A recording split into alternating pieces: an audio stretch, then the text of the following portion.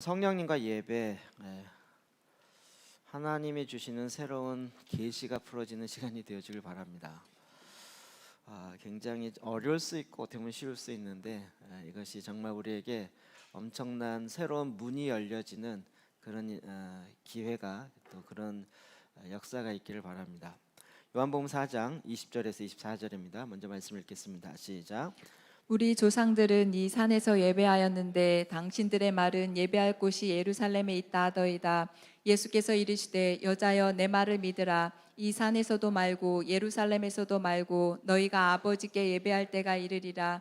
너희는 알지 못하는 것을 예배하고 우리는 아는 것을 예배하노니 이는 구원이 유대인에게서 남이라. 아버지께 참되게 예배하는 자들은 영과 진리로 예배할 때가 오나니 곧 이때라. 아버지께서는 자기에게 이렇게 예배하는 자들을 찾으시느니라. 하나님은 영이시니 예배하는 자가 영과 진리로 예배할지니라. 아멘. 지금 성령의 절기에 성령님에 관련된 것들을 계속 살펴보고 있습니다. 제가 이게 지금 사실은 새로 이렇게 오는 게 아니어서 이번에 새롭게 개정될 텐데요. 하나님을 아는 것과 그분을 경험하는 이 책에 성령님 관련된 내용을 지금 하나씩 좀 보고 있는데 그 중에 마지막 부분이기도 하고 또 제가 이렇게 어제 보면서 와 이건 너무나도 중요하다. 그리고 너무나도 어려울 수 있지만 계시적이다. 그래서 이 말씀을 준비를 하긴 했는데 오전에도 이야기했지만 오전에 설교하면 모르는 사람이 더 많겠다.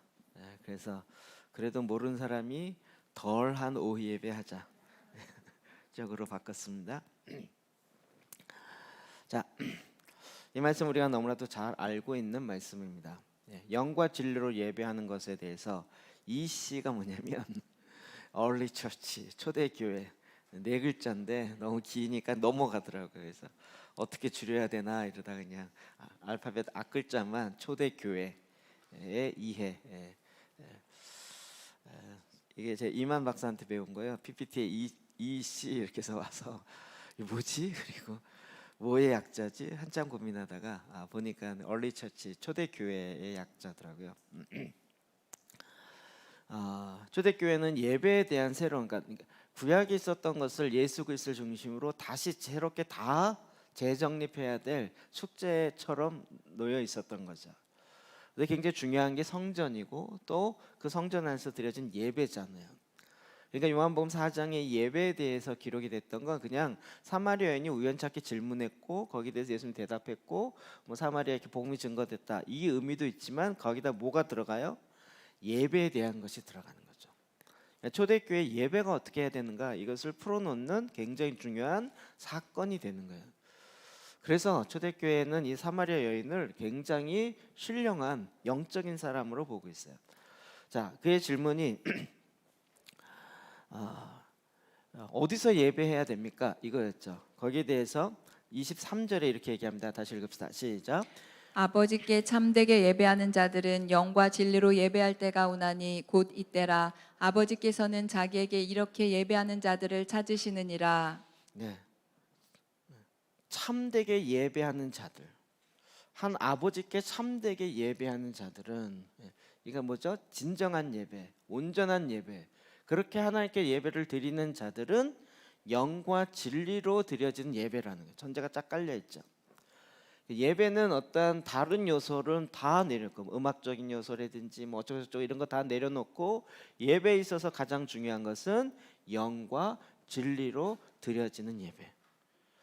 진정한 예배, 참된 예배는 영과 진리로 드리는 예배가 딱 가장 중요하게 핵심으로 와야 될 것이에요. 근데 그때가 어떻게 된다고요? 때가 온다, 오나니 곧 이때라. 주님이 굉장히 계시적으로 했어요. 이제 그렇게 예배 드릴 때가 온다. 근데 그게 바로 지금이다. 이렇게 얘기하는 거예요.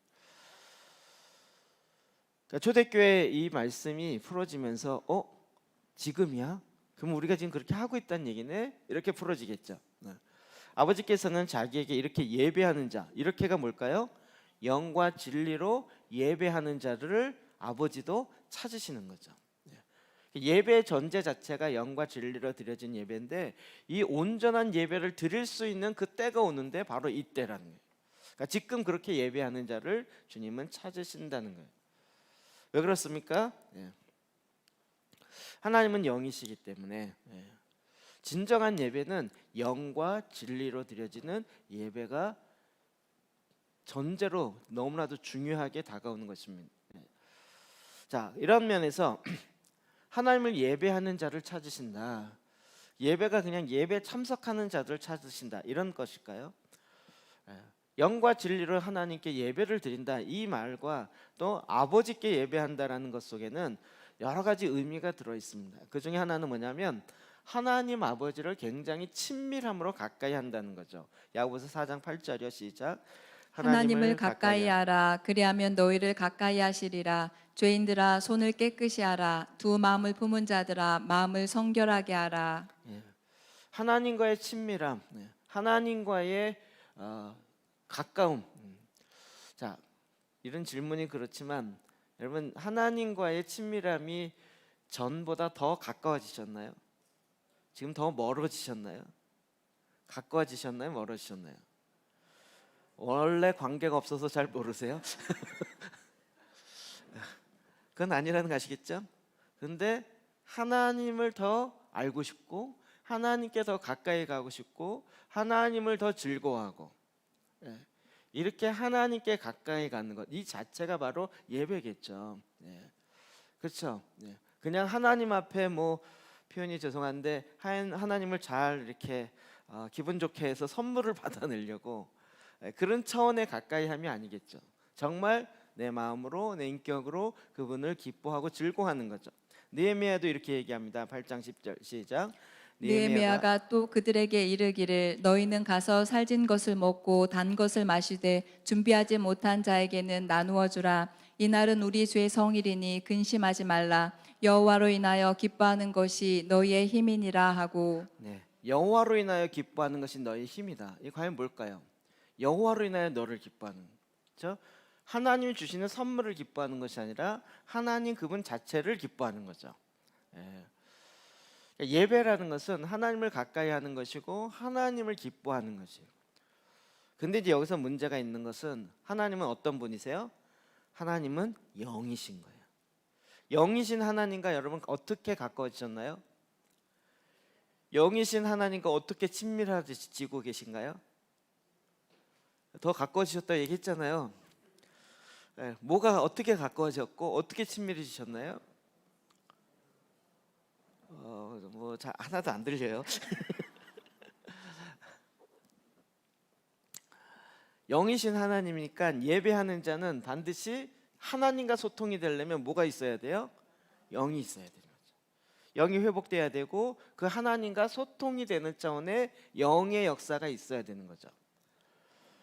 근데 문제는 우리가 영이 없는 상태에 하나님을 예배한다. 이게 가능할까요? 그냥 미지의 세계에 계신 어떤 신에게 그냥 감사하고 참 제가 이게 농담 삼아 얘기하는 건데 이 신에 대한 개념이 정확하게 없으니까 이 세상이 만들어 놓은 신들은 되게 웃겨요. 그러니까 이제 배 타고 나간 사람들이 바다신에게 제사를 드리고 나가잖아요. 바다신은 뭘 좋아해요? 삼겹살과 처녀를 좋아한다 뭐 이런 거잖아요. 그 앞에 고사 지내놓고 돼지 잡아서 그 신이 좋아하는 걸까요? 인간이 좋아하는 건데 그거 신이 좋아하지 않을까? 이렇게 해서 만들지 않았을까요? 바다신이 진짜 나타나서 나에게 돼지를 잡아라 이래가지고 무슨 계시가임에서 그렇게 한 건 아니겠죠. 그냥 거기 있는 의미 다 인간이 부여한 거죠. 근데 하나님이 그러냐는 거예요. 그렇지 않죠. 하나님은 영이신 거예요. 그 영이신 하나님 앞에 예배하고 가까이 가고 하나님과 친밀해지려면 그래도 소통이 되는 게 있어야 되죠. 그러려면 뭐가 회복돼야 돼요? 영과 진리가 회복돼야 된다라고 이야기하는 거예요.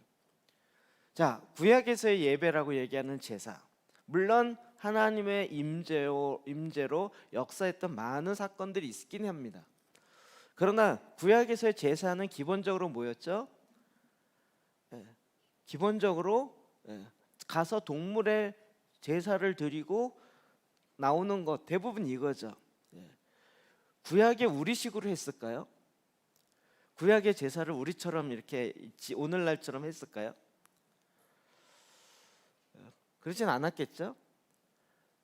구약의 제사와 오늘날 예배가 같은 의미다라고 하지만 실제로 딱 놓고 보면 구약의 제사는 뭐가 있어야 돼요? 반드시 제물이 있어야 돼요. 소제라 할지라도 곡식의 가루라도 제물이 있어야 돼요. 물론 오늘도 제물이 필요하지만 우리의 몸인 거죠. 그래서 일단 의미는 같지만 드려지는 방법에 있어서는 엄청난 차이가 온 거죠. 과연 그게 뭐냐라는 거예요. 주님이 얘기하시기를 영과 진리로 예배하는 때가 오는데 바로 이때다 얘기해요. 이때다. 그러니까 구약에서는 여태까지 우리가 쭉 보건대 모형을 가지고 예배를 드리는 게 맞는 거예요. 모형론이 되게 맞는 얘기죠. 그런데 그것이 실제가 이루어진 것인데 그때가 되면 진짜 원했던 원래 실제의 예배가 드려지는데 바로 그게 이때라는 거예요.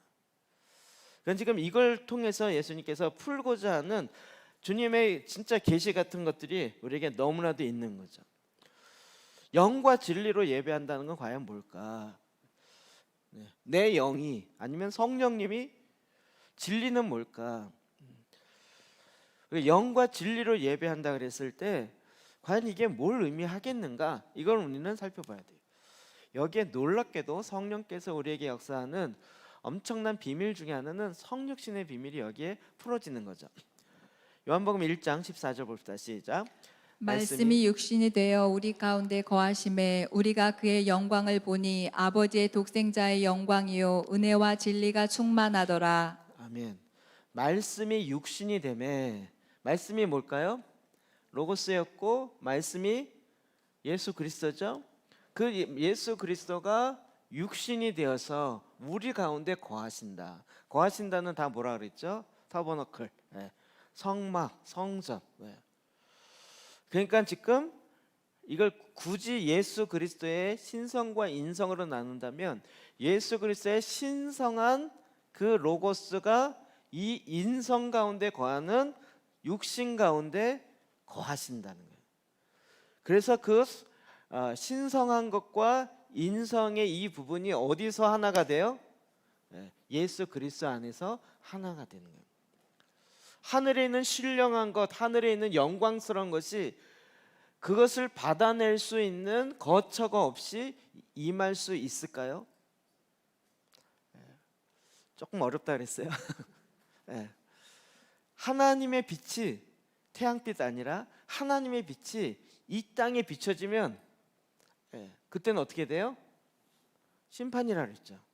그걸 받아낼 수 있는 거룩함이 회복되지 않으면 오히려 심판인 거죠.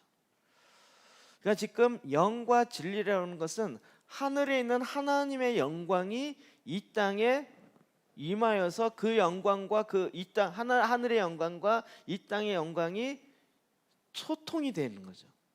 그러려면 뭐가 준비돼야 돼요? 육신이 준비돼야 돼요. 그 육신은 어떤 육신일까요? 하나님의 영광을 담아낼 수 있는 육신인 거죠. 여러분 이것이 사실은 구약에 있는 것을 모형으로 설명하고 있겠죠. 그럼 구약에 있는 어떤 사건일까요? 출애굽기 40장 34절이요. 시작. 구름이 회막에 덮이고 여호와의 영광이 성막에 충만하매 여호와의 영광이 성막에 충만.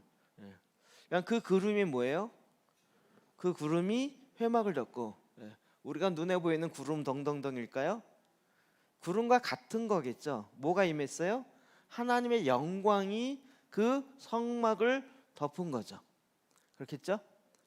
하나님의 영광이 성막을 덮은 거죠. 그래서 그 성막 가운데 하나님의 영광으로 충만하게 된 거예요. 이 그림이 예수님께서 하늘에 있는 로고스의 주님이 그 영광을 가지고 어디에 임해요? 성막이라고 얘기하는 그 육신 가운데 거하신다는 거예요. 그래서 영과 진리가 드디어 하나님과 소통하는 차원의 역사를 이룬다는 거죠. 골로새서 2장 9절 10절도 봅시다. 시작. 그 안에는 신성의 모든 충만이 육체로 거하시고 너희도 그 안에서 충만하여졌으니 그는 모든 통치자와 권세의 머리시라. 아멘. 제가 이거 어렵다 그랬어요. 전제를 깔고 그 얘기니까 잘 생각해 보시죠. 그 안에는 신성의 모든 충만이 누구 안일까요? 예수 그리스도 안에는 뭐가 있어요? 신성의 하나님의 성품의 충만함이 예수 그리스도 안에 있어요. 그 충만함이 이제 어디로 내려와요? 육체로 거하시고. 잘 따라오고 계신 거죠? 네. 할렐루야죠? 네. 그런데 그 충만한 하나님의 영광이 예수 그리스도 안에 있고 그 예수 그리스도가 성육신하는 우리 육체 가운데 거하셔요. 그래서 10절 너희도 그 안에서 충만해져요. 이 충만은 어디에 충만일까요? 마음의 충만인데 어디서부터 온 걸까요? 하늘에 있는 건데 그게 뭐라고요? 신성한 것. 네. 우리가 이제 구원의 절기 이렇게 지내보면서 와, 부활하신 예수님이 승천하셔서 어디 계세요? 그걸 어떻게 알아요? 봤어요. 봤어요. 그렇죠? 말씀에 기록되니까 안 거죠. 그리고 우리가 그 안에 있다는 걸 통해서 와, 하늘에 있는 것을 우리가 맛보지. 갑자기 머리가 붕 하면서 우리가 지금 하늘로 올라가 있는 거잖아요. 올라가 계시죠? 네. 하늘에 있는 신성한 것의 충만함이 이제 올라가 있는데 우리는 지금 어디 살아요? 땅에 육체 가운데 거하고 있어요. 이 영과 진리이신 주님의 말씀이 사실은 어디에서 하나로 이루어져요? 성육신하신 육체 가운데. 이 얘기가 또 다른 의미로 보면 요한복음 5장 33절에 시작. 너희가 요한에게 사람을 보내매 요한이 진리에 대하여 증언하였느니라. 진리에 대해 증언한다. 영과 진리라는 부분에서 진리는 또 뭘까요? 그렇죠. 예수 그리스도라는 걸 알아요. 메시아라는 걸 알아요. 그리고 그분이 말씀하신 그 말씀이 또한 진리예요. 요한복음 14장 6절도요. 시작. 예수께서 이르시되 내가 곧 길이요 진리요 생명이니 나로 말미암지 않고는 아버지께로 올 자가 없느니라. 아멘. 예수님이 오셔서 진리에 대해서 이야기하시는데 내가 곧 길이요 진리라는 거예요. 주님이 진리이시고 하늘에 있는 신성한 성품과 신성으로 충만한 것이 이제 로고스 말씀과 함께 이 땅에 임하시는 거죠. 여기까지 이해되시죠? 그래서 어떻게 해요? 오직 예수 그리스도를 통해서만 하늘과 이 땅이 하늘의 신성한 것을 알게 되고 이 땅에 내려오게 되어지고 우리는 그 안에 속해서 이제 영과 진리가 하나 되어지고 이 땅에 우리가 그 안에서 맛볼 수 있는 자가 되는 거죠. 자, 예수님의 본인이 길이요 진리라 그랬어요. 그 위에 보면 영과 진리로 예배할 때가 오나니 이때라. 왜 그럴까요? 왜 이때라라고 얘기했을까요? 예수님이 오셨잖아요. 메시아로 오신 거죠. 이 여인이 사마리아계 여인에게 할 얘기가 아닌 것 같지만 그 여인이 갖고 있었던 그 영적인 갈망함으로 예배에 대한 너무나도 중요한 걸 풀어놓고 있는데 뭐가 임하신 거예요? 네가 그렇게 갈망하는 그 하나님께 진정한 예배를 드리기 원하는 그 갈망을 이룰 때가 됐는데 그렇게 예배하려면 영과 진리로 예배하는데 그 진리가 나예요. 내가 왔어. 그러니 네가 이때부터 진정한 예배를 할 수 있게 되었다라고 이야기하는 거죠. 그럼 이것은 좀 더 넘어가면 결국 예수님에게 이것이 이루어졌다. 예수님이 어떻게 되었는가? 우리는 예수 그리스도의 머리와 몸을 이렇게 보는 거죠. 머리 대신 예수 그리스도야 그의 몸인 뭐요? 교회요. 교회요. 우리가 지금 교회에 대한 이야기를 참 여러 번 했지만 지금 왜 성막 성전 가다가 주님께서 교회라는 새로운 개념을 가지고 오셔서 신약에 그러니까 성전 시대는 끝났고 이제 교회 시대로 들어갔다. 이런 식으로 얘기를 많이 하는데 그건 이제 어떤 특정한 강조점을 하기 위한 거지만 뭐죠? 이렇게 원리적인 면에서는 같잖아요. 하나님이 임하신다라는 측면에서는. 근데 주님이 오셔서 아주 의도적으로 내가 내 몸, 내 교회를 세울 거다. 그리고 이제 그것을 할 거다. 이렇게 얘기한 거예요. 그게 아주 예표적인 게 성전을 헐어라죠. 요한복음 2장입니다. 18절부터 22절 시작. 이에 유대인들이 대답하여 예수께 말하기를 내가 이런 일을 행하니 무슨 표적을 우리에게 보이겠느냐. 예수께서 대답하여 이르시되 너희가 이 성전을 헐라 내가 사흘 동안에 일으키리라. 유대인들이 이르되 이 성전은 46년 동안에 지었거늘 내가 3일 동안에 일으키겠느냐 하더라. 그러나 예수는 성전된 자기 육체를 가리켜 말씀하신 것이라. 죽은 자 가운데서 살아나신 후에야 제자들이 이 말씀하신 것을 기억하고 성경과 예수께서 하신 말씀을 믿었더라. 아멘. 거꾸로 봅시다. 22절. 죽은 자 가운데서 살아나신 후에야 제자들이 깨달았대. 이 말씀을. 당시에는 못 깨달았다는 얘기죠. 언제 깨달았어요? 부활하시고 난 다음에야 깨달았어요. 그렇죠? 부활하자마자 깨달아지진 않았겠죠. 부활했을 때 제자들은 어떻게 있었죠?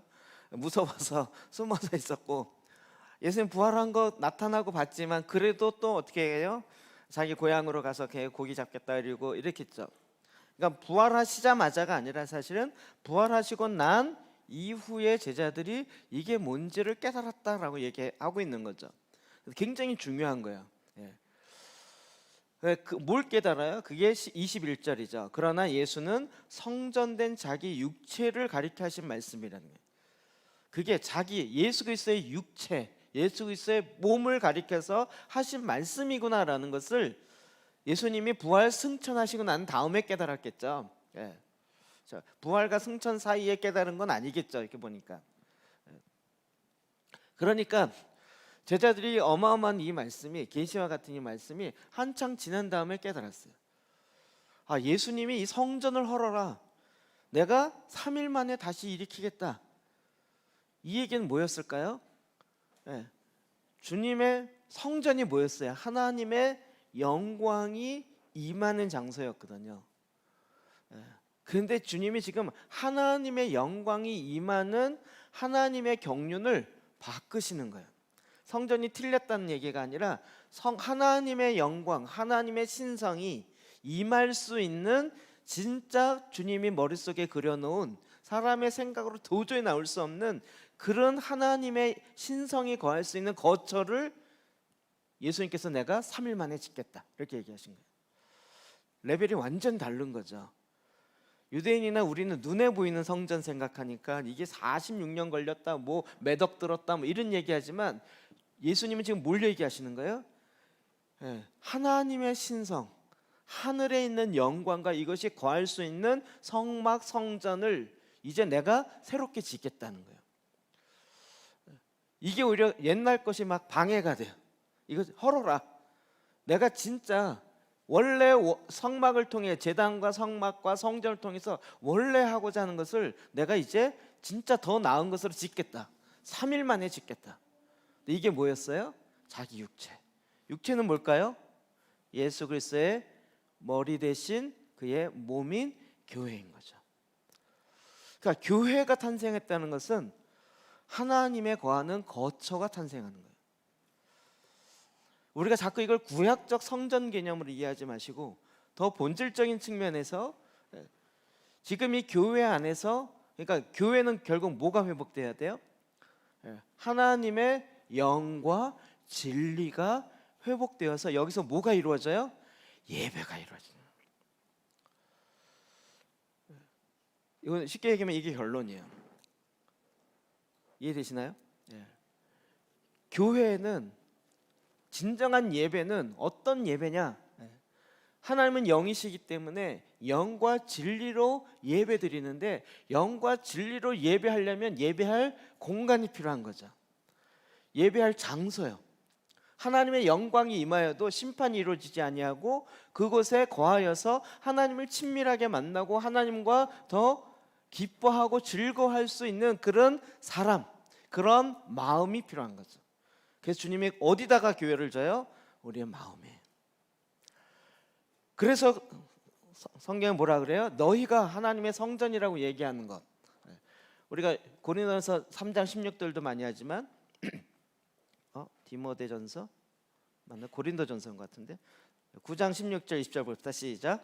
너희 몸은 너희가 하나님께로부터 받은 바 너희 가운데 계신 성령의 전인 줄을 알지 못하느냐? 너희는 너희 자신의 것이 아니라 값으로 산 것이 되었으니 그런즉 너희 몸으로 하나님께 영광을 돌리라. 네, 제 기억은 고린도전서예요. 디모데전서가 아니고. 너희 몸을 어떻게 해요? 성령의 전인 줄 알지 못하느냐. 자, 이러면 이제 어느 정도 풀어지시나요? 주님이 나를 피로 값주시고 사신 목적이 있어요. 구원하기 위함은 내 차원에서 이야기고 하나님 차원에서 하시고자 하는 건 뭐였죠? 주님이 거할 거처를 만들기 위해서 거처를 만들기 위해서 피로 값주시고 가장 고귀한 그 피로 값주시고 사셔서 그것을 거룩하게 하고 정결케 해서 주님이 원하시는 걸 하고 싶은 거죠. 그게 주님이 원하시는 게 그게 뭘까요? 그 안에 주님이 거하셔서 하늘에 있는 영광과 하나님의 그 진리의 말씀들이 풀어지는 그 생수와 같은 그런 장소를, 그런 헤드쿼터를 만들고자 한 거죠. 엄청난 비밀 아닙니까? 그러니까 교회의 본질은 예배가 회복돼야 되는 거예요. 왜 예배를 회복하냐? 예배를 기쁘고 즐거워가 아니라 영과 진리가 회복돼야 되는 거예요. 그 영은, 그러면 우리는 성령 자꾸 이렇게 얘기하는데 하나님이 영이시기 때문에 그 하나님의 영과 우리가 소통이 될 수 있는 것이 회복돼야 되는 거예요. 근데 구약에는 굉장히 간헐적으로 일어나는 거예요. 근데 신약에 예수님이 이때라라고 얘기한 건 왜일까요? 메시아가 보혜사로, 그리고 또 다른 보혜사 성령을 부어주셔서 우리로 하여금 하나님을 정말로 이해하고 알 수 있는 차원으로 교회를 통해서 하나님이 풀어놓기 시작한 거예요. 이게 이제 에베소에 가면 1장 10절에 이렇게 얘기합니다. 시작. 하늘에 있는 것이나 땅에 있는 것이 다 그리스도 안에서 통일되게 하려 하심이라. 네. 예수 그리스도 안에서 하늘에 있는 것과 땅에 있는 것이 통일돼요. 자, 아까 처음에 그림이요. 하나님의 신성한 것. 그렇죠? 그게 어디에 임해요? 육신에 임해요. 육은 뭐라 그랬죠? 인성. 하늘의 신성한 건 뭐예요? 신성. 머리 대신 예수 그리스도는 하늘의 신성한 것과 그의 교회인 인성과 연결되어서 그리스도 안에서 하나가 되게 하고 통일되게 하고 충만케 하려는 하나님의 계획이 있는 거죠. 이건 뭘 의미할까요? 에베소 1장 22절 좀 더 나갑시다. 23절 시작. 또 만물을 그의 발 아래 복종하게 하시고 그를 만물 위에 교회의 머리로 삼으셨느니라. 교회는 그의 몸이니 만물 안에서 만물을 충만하게 하시는 이의 충만함이니라. 아멘. 네. 여러분, 교회의 충만함과 통일되어짐, 이 두 가지가 핵심이라고 그랬어요. 그래서 교회를 통해서 하나님의 영과 진리가 온 세상 가운데 충만케 되어지는 것이 하나님의 원하심이에요. 이게 풀어져야 돼요. 뭘로 풀어져요? 예배로 풀어지는 거예요. 다른 얘기를 하면 세상에 하나님의 영광, 하나님의 뜻을 모르고 진리가 없고 하나님의 거룩함 전혀 몰라요. 우리가 보통 예배주의라고 제가 비판도 많이 했지만 예배하는 자들이 찾아가서 그곳에 예배한다는 얘기는 과연 뭘까요? 영과 진리로 그곳에 하늘의 영광이 이 땅에 있는 성육신 되어진 육체와 연합하고 통일되어서 그 안에 하늘의 신성한 것들이 그 땅 가운데 풀어지기 시작해요. 일단 내 안에 하늘에 있는 신성한 것들을 전혀 알지도 못했고 알려고 하지도 않았고, 왜요? 죽어 있었으니까. 근데 예수님 피로 값주시고 나를 사시고 내 안에 이제 하나님 원하셨던 뭐예요? 하늘에 있는 모든 신령한 것들을 딱 부으셔서 그와 같은 하나님의 교회 삼으셔서 우리로 하여금 이 땅 가운데 하늘에 있는 신령한 것들을 풀어내는 축복의 통로요. 그와 같은 일을 하나님의 동역자로 사역자가 되게 하시는 거죠. 저와 여러분 모두를 다. 그것을 알면 알수록 우리는 뭐라 그래요? 주님을 찬양하게 돼요. 하늘에 있는 신령한 것들을 찬양하죠. 이사야 보면 이렇게 찬양합니다. 6장 4절이야. 시작. 서로 불러 이르되 거룩하다 거룩하다 거룩하다 만군의 여호와여 그의 영광이 온 땅에 충만하도다 하더라. 아멘. 여러분 그냥 하나님에 대해서 거룩하다 거룩하다 이렇게 찬양한 것이 아니었고 하나님의 거룩한 신성이 그들이 다 임한 거죠. 애가 막 느껴지지도 않고 그냥 거룩을 별로 원하지도 않는데 그냥 어거지로 막 무슨 노래 부르듯이 하는 게 아니라 하나님의 거룩함에 그냥 그 임재로 꽉 들어오기 시작하니까 거룩하다. 이게 감탄사와 같이 나오는데 이게 어떻게 나왔어요? 영혼부터 영혼까지 나오는. 하나님이 원하셨던 그림이 이거예요. 하나님의 성품으로 온 세상이 가득 차는 거예요. 충만케 되는 거예요. 우리가 그것을 이렇게 상상해 보지 않아서 이게 과연 될까 이렇게 얘기하는데 주님이 원하셨던 그림은 그런 거예요. 우리가 사실 마지막 예배 끝나고 부르는 주제 찬양이 있잖아요. 물이 바다 덮음 같이 여호와의 영광이 어떻게 해요? 인정하는 것이 세상에 가득하리라. 여러분 매주 찬양 불렀어요. 이 찬양 뭘 의미하는 걸까요? 물이 바다를 확 덮은 것처럼 하나님의 영광이 온 세상을 완전히 덮어요. 하나님의 신성이 완전히 덮어요. 그래서 이 열방에 있는 모든 사람들이 다 그 하나님의 영광과 신성 앞에 거룩하다 이러는데 내가 거룩하게 준비 안 된 사람은 킬 모든 세상에 있는 사람 다 그걸 봐요. 하나님이 그렇게 되도록, 그러니까 하늘과 땅을 통일하려고 하는 건 하늘에 있는 것을 이 땅에 내리고자 함이라는 거죠.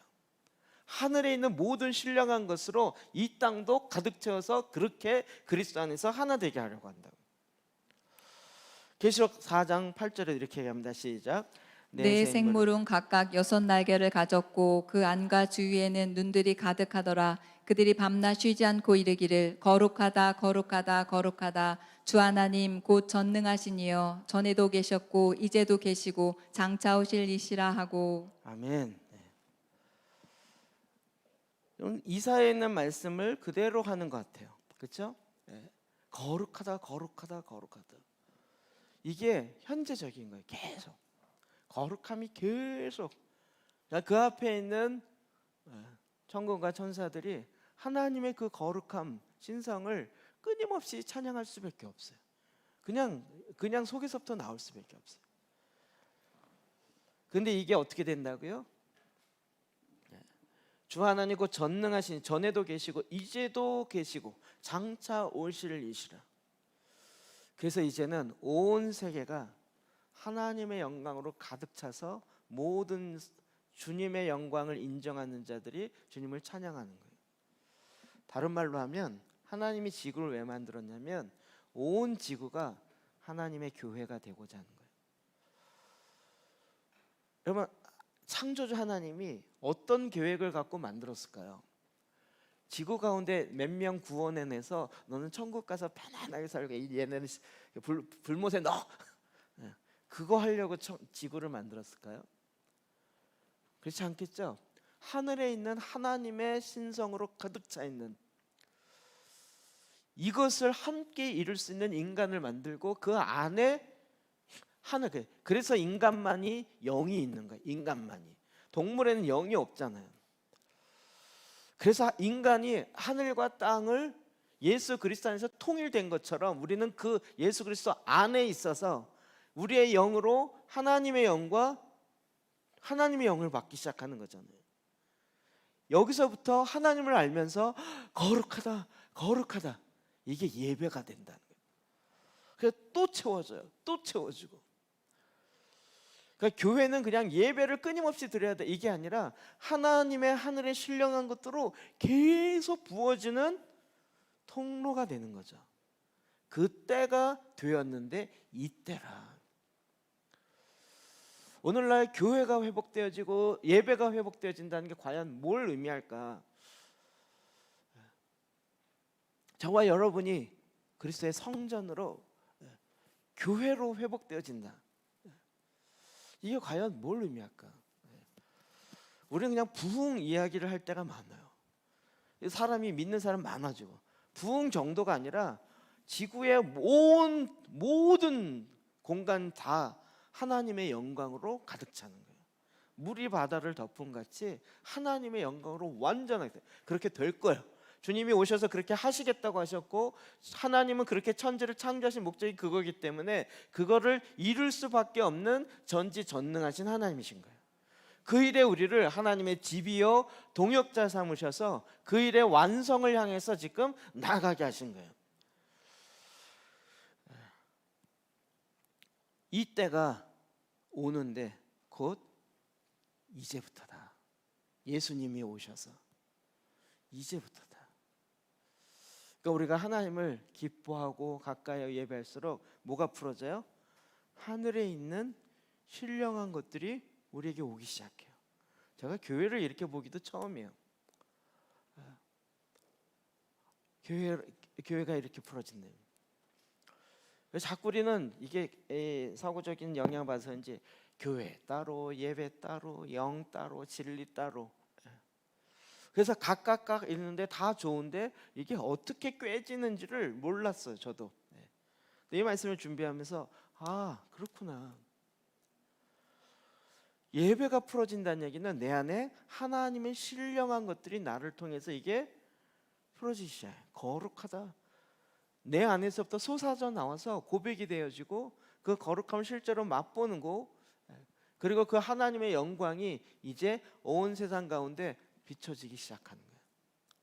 여기에 저와 여러분이 교회로 부름받은 거예요.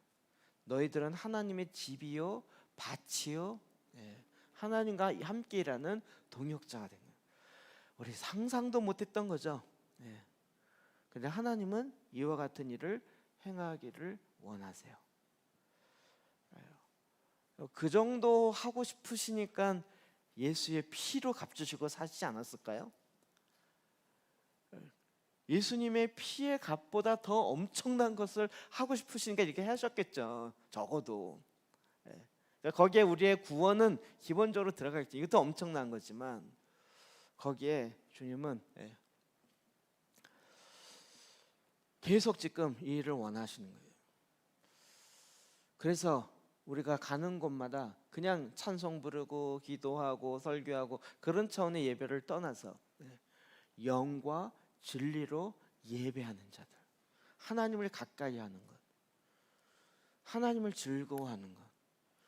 예수님이 우리 직장에 오는 걸 너무 기뻐하는 거예요. 예수님이 우리 가정에 오는 게 너무 기쁜 거예요. 너무 즐거운 거예요. 아직 청소 안 했어요. 오시면 안 돼요. 이게 아니라 주님이 오시는 게 너무 기쁜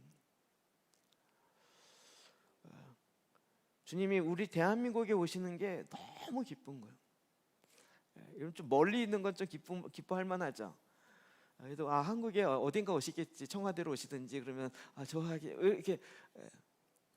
근데 그게 나로부터 시작해서 하늘의 모든 신령한 것이, 신성이 이 땅에 육신으로 임하는 그 위와 아래가 통일되게 하고 충만케 하는 것이 바로 교회고, 이것이 이 안에서 예배가 계속적으로 풀어지면서 오르락 내리락 하는 거예요.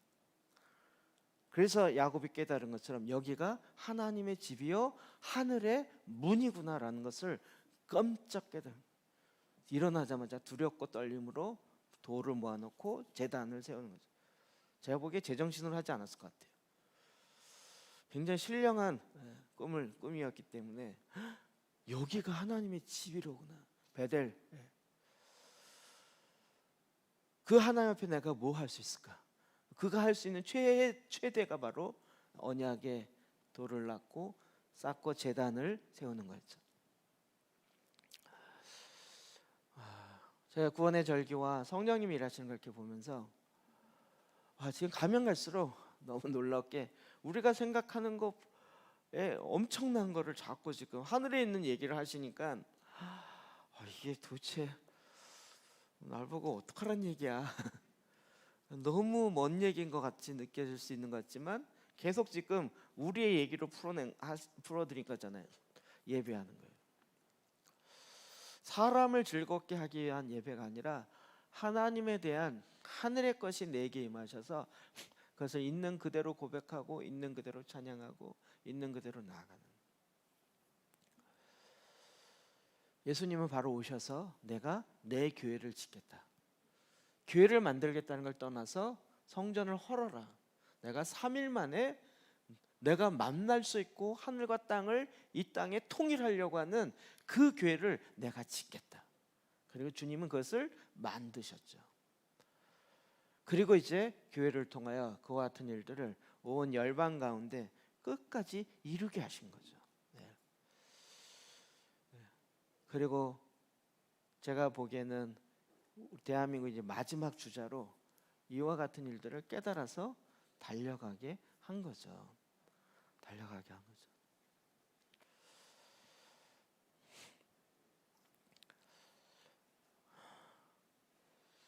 우리는 지금 영국 그러면 대영 제국과 좋았던 모습 많이 생각하죠.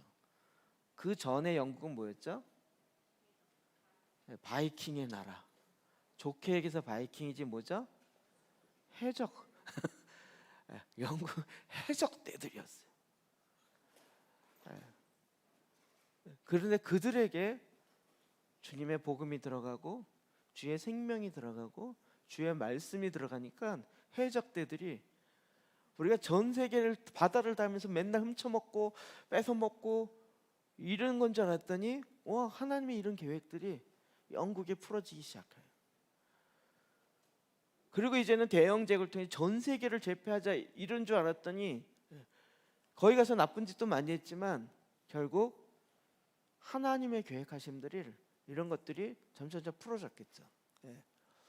길게 보면 해적이었던 나라가 하나님의 이런 말씀을 통해서 하나님의 복음을 전 세계에 나누는 한 시대에 사용되었던 나라가 됩니다.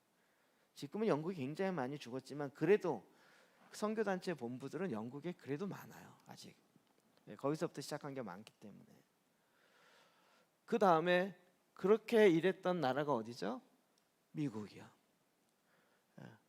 미국 처음에는 뭐였어요? 인디언들이 사는 나라였죠. 청교도들이 넘어갔다고 하지만 뭐 여러 가지 말이 많지만 미국이 지금처럼 이렇게 잘 살게 되고 이런 게 아니었잖아요. 많은 역사 속에서 그런 가운데 또 하나님의 일하심이 계획이 뭔지를 계속 펼쳐간 거죠. 펼쳐간 거예요.